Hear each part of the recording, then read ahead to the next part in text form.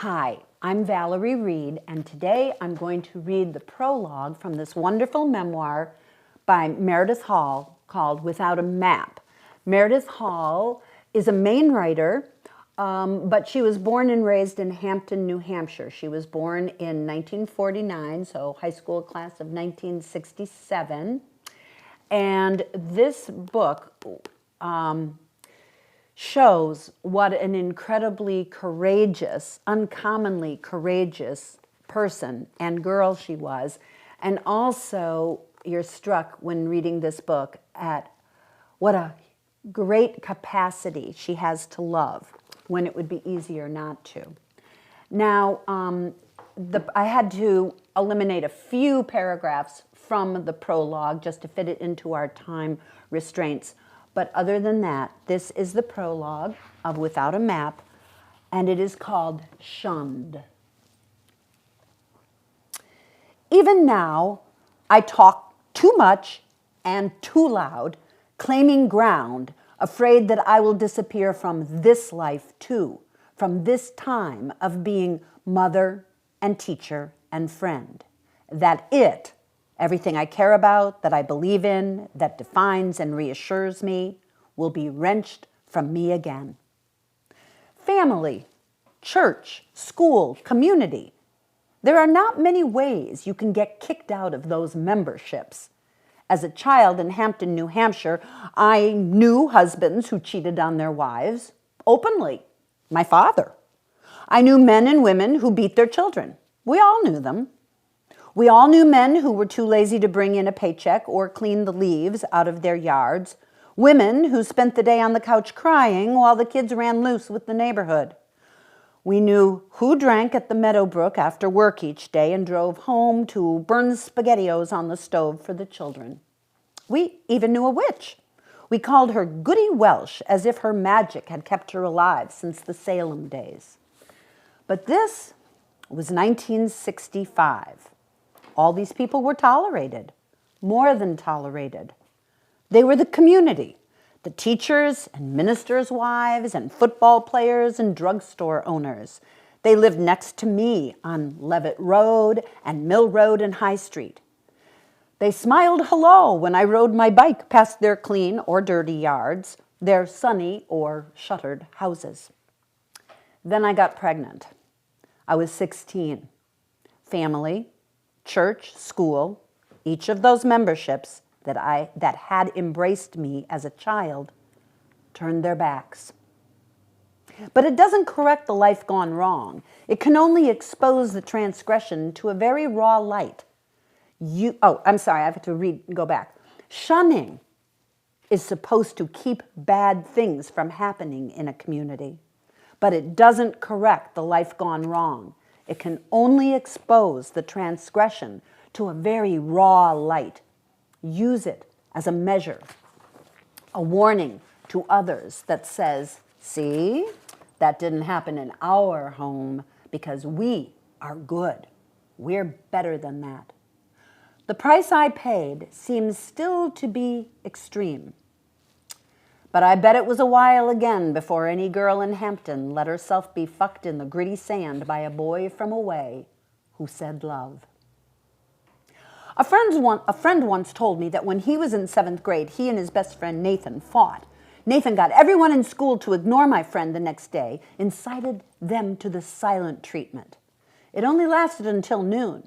One by one, my friend drew his friends back, outmaneuvering Nathan. But still, my friend remembers the impotent shame he felt for those 4 hours, the injustice. It didn't last because my friend was a boy who knew how to fight back, a boy who believed that he could interrupt the current and draw his world back into order. It didn't work because he felt powerful, after all, worthy of those friends and their loyalty. And it didn't work because there was no moral to be exalted, no messy failure to be feasted upon. But pregnant in 1965? Well, if this could happen to Bobby's daughter, then like contagion, it could infect anyone's girl. Unless we scared them so much, they would never spread their legs again. Injustice.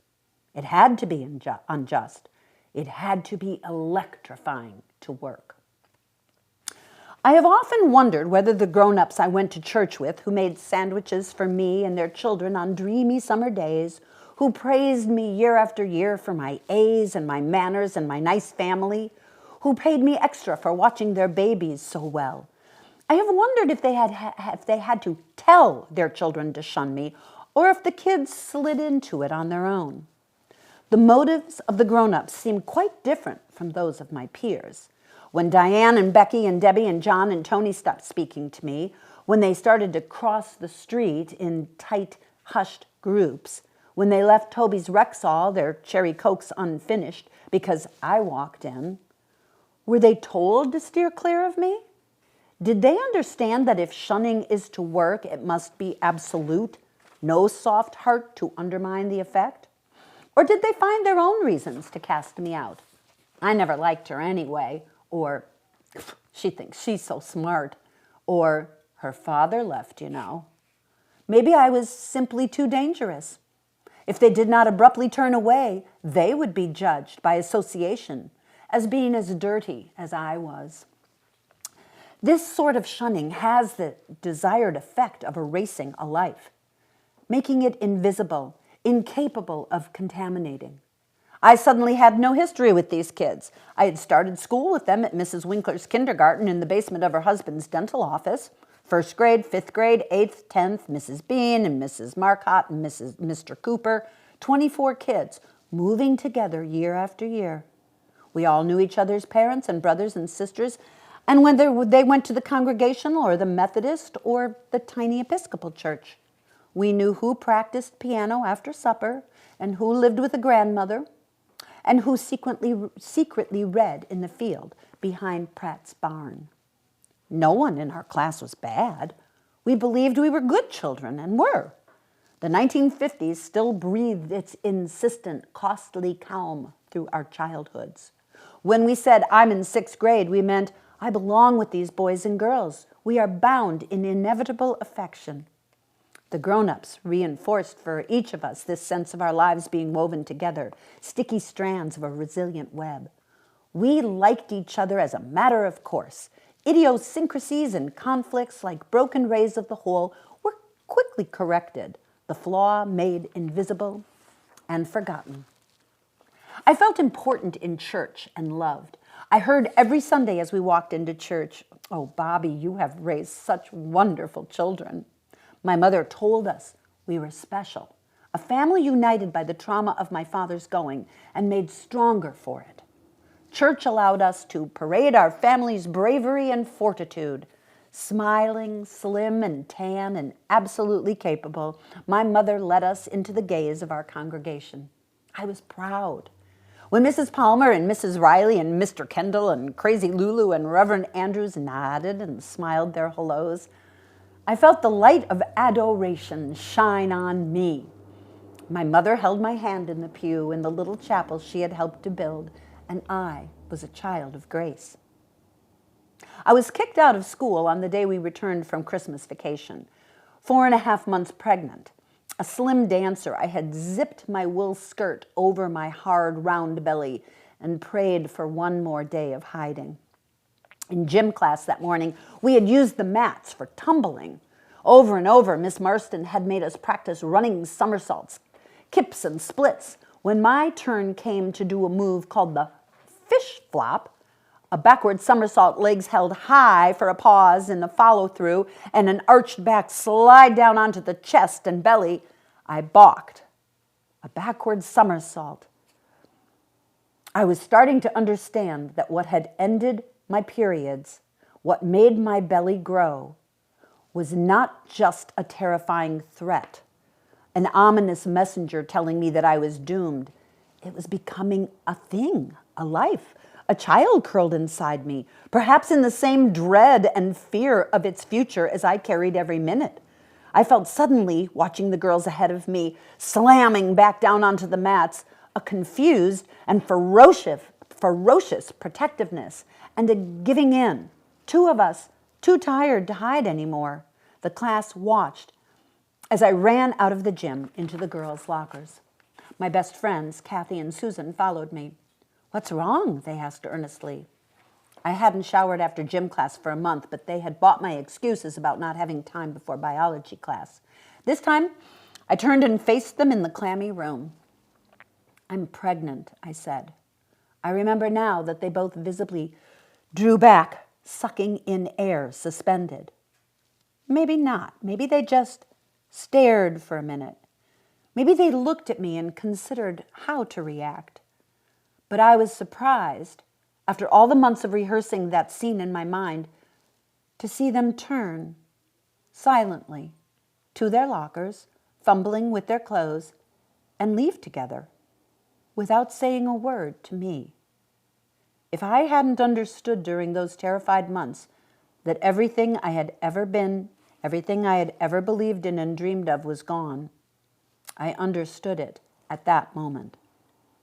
Miss Marston may have called Mrs. Dugan, the school nurse and my mother's helper on the woman's auxiliary at church. Or maybe Mrs. Dugan watched me one day too many as I ran up the steps of the cafeteria into the bathroom to vomit lunch, my skirt stretched tight.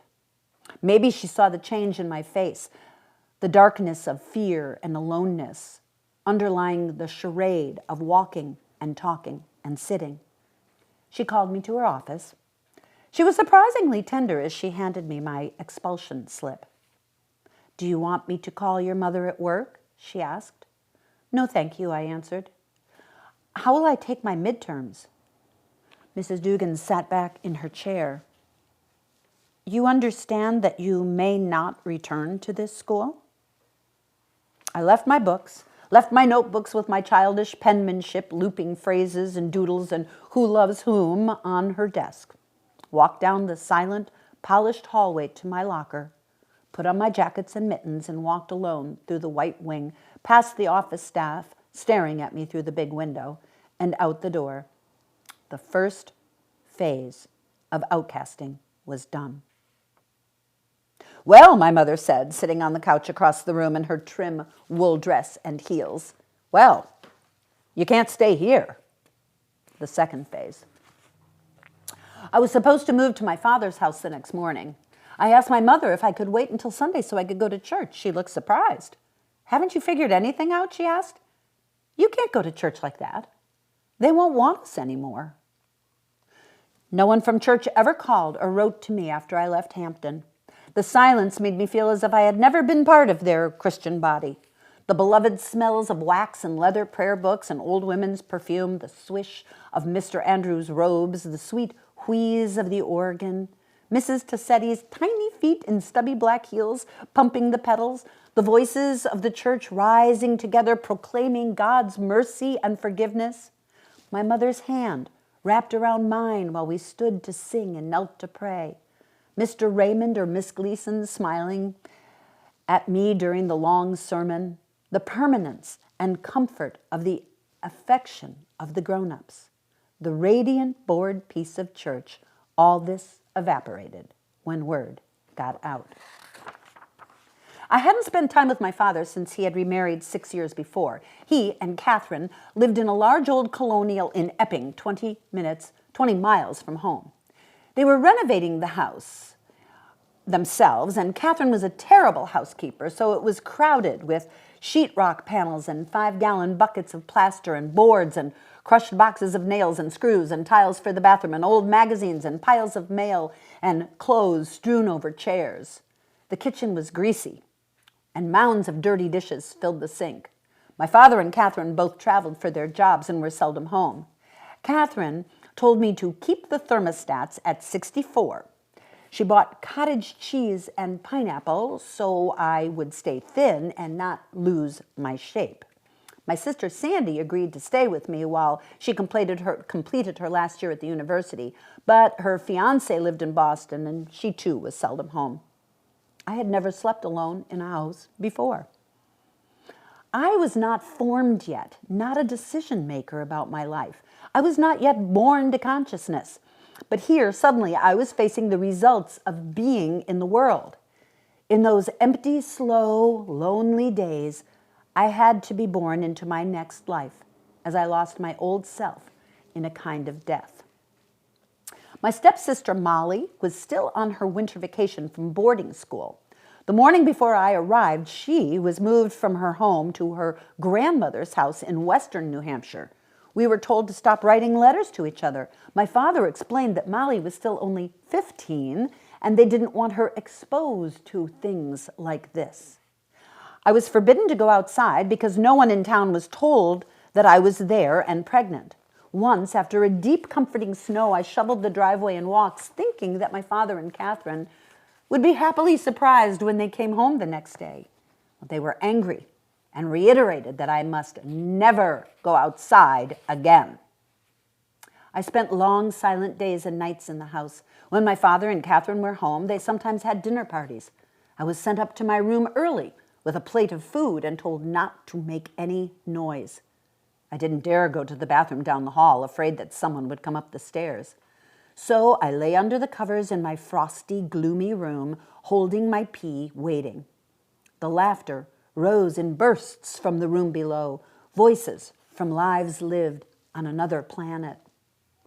The winter was very long and very cold and very gray. The house, my room, were large and cold and gray. I waited for calls from Kathy and Susan, from friends at school who would be missing me, and then stopped waiting. Once I got a letter from a boy named Greg, a kind letter referring obscurely to my trouble and asking me to write back. It was a moment of tenderness that threatened to break my new tough heart. I could not afford to cry and could not figure out what I, a dirty pregnant girl hiding upstairs in a cold, lonely house, could say to a handsome boy who still went to history class and shoveled driveways on Saturday morning. I never wrote back. I know now that what happened that winter was a deep and scarring depression. Despair and ferocious, watchful defiance saturated my young life. I was formed largely in those 4 months, those months that isolated me from any life, from any belief, from any sense that I belonged to anyone. I was alone. My fear and grief burned like wildfires on a silent and distant horizon.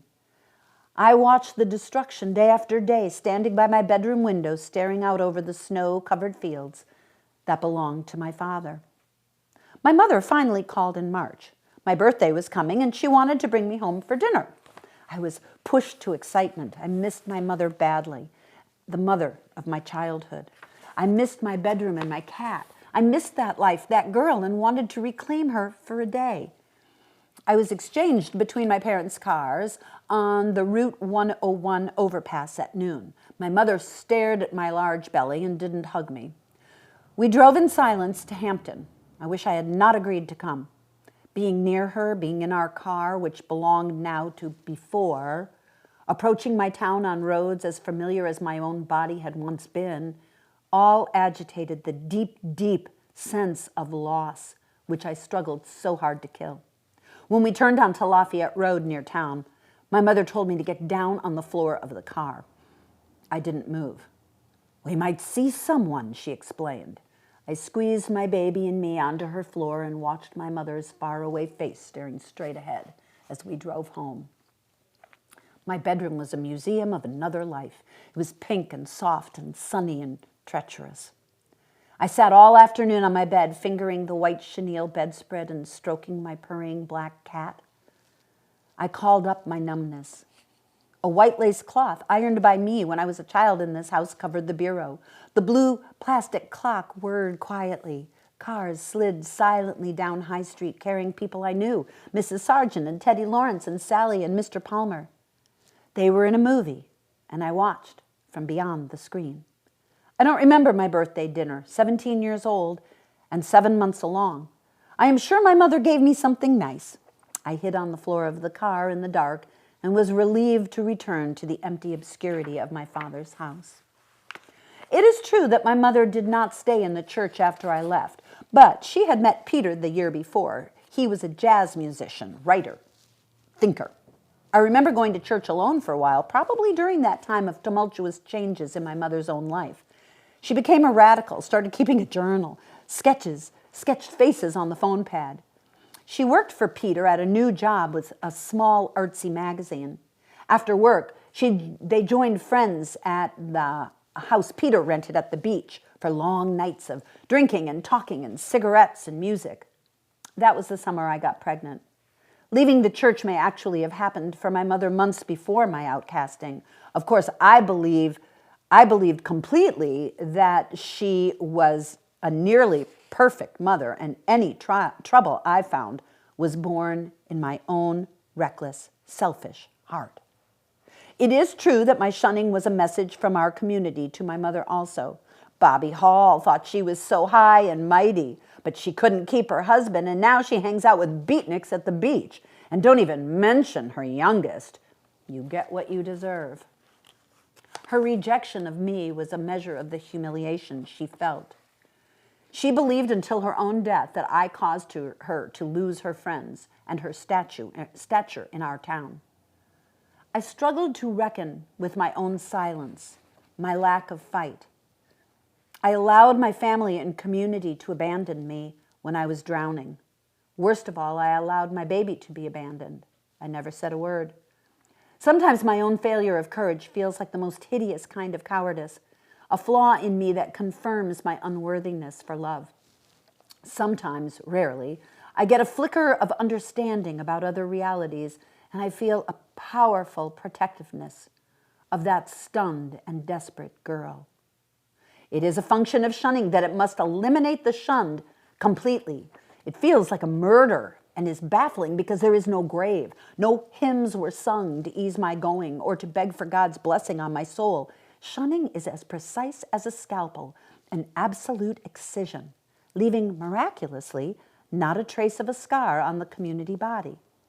The scarring is left for the girl, an intense, debilitating wound that weeps for the rest of her life. It's quite a price to pay for having scared sex on a beach on a foggy Labor Day night. And this is only the beginning of this book. The book goes on and tells so much more, and without spoiling it, she is ultimately triumphant. It's a great book.